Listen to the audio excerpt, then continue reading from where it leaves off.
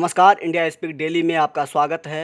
मैं हूं आपके साथ मिंटू झा। सीनियर एडवोकेट मुकुल रोहतगी भारत के 16वें अटॉर्नी जनरल नियुक्त किए जाएंगे। इससे पहले उन्होंने जून 2014 से जून 2017 के बीच अटॉर्नी जनरल के रूप में पदभार संभाला था। वे रोहतगी के वेणुगोपाल की जगह लेंगे। वेणुगोपाल का कार्यकाल 30 सितंबर को खत्म हो रहा है। सरकार ने 90 वर्षीय वेणुगोपाल का कार्यकाल एक बार फिर बढ़ाने की बात की थी, लेकिन ज्यादा उम्र और स्वास्थ्य का हवाला देते हुए उन्होंने इसे स्वीकार नहीं किया। 90 वर्षीय वेणुगोपाल को मोदी सरकार में 3 साल के कार्यकाल से 2 साल का विस्तार दिया गया था। मुकुल रोहतगी 2014 से 2017 तक भारत के 14वें अटॉर्नी जनरल रह चुके हैं। वे एडिशनल सॉलिसिटर जनरल भी रह चुके हैं। 2017 में उन्होंने इस पद से इस्तीफा देते हुए कहा था कि वे फिर से प्राइवेट प्रैक्टिस करना चाहते हैं। मुकुल रोहतगी के पिता अवध बिहारी रोहतगी दिल्ली हाई कोर्ट में जज थे। मुकुल की पढ़ाई मुंबई के गवर्नमेंट लॉ कॉलेज से हुई थी।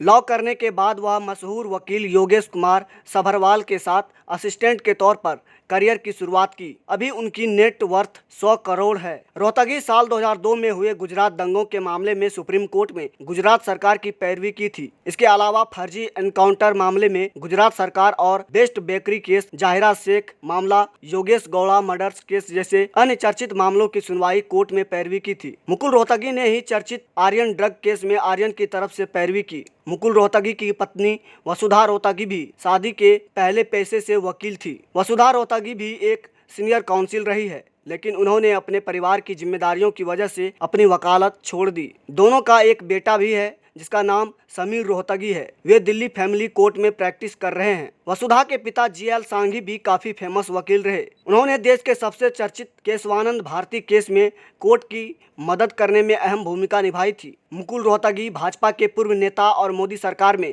कानून मंत्री अरुण जेटली के दोस्त रहे हैं। मुकुल रोहतगी कई बार अरुण जेटली से अपने संबंधों का जिक्र कर चुके हैं। अटॉर्नी जनरल केंद्र सरकार के लिए देश के सबसे शीर्ष कानून अधिकारी और मुख्य कानूनी सलाहकार होते हैं, जो सुप्रीम कोर्ट में महत्वपूर्ण मामलों में केंद्र सरकार का प्रतिनिधित्व करते हैं। अटॉर्नी जनरल सरकार का प्रथम विधि अधिकारी होता है। उनका काम सरकार को विधि सलाह देना होता है।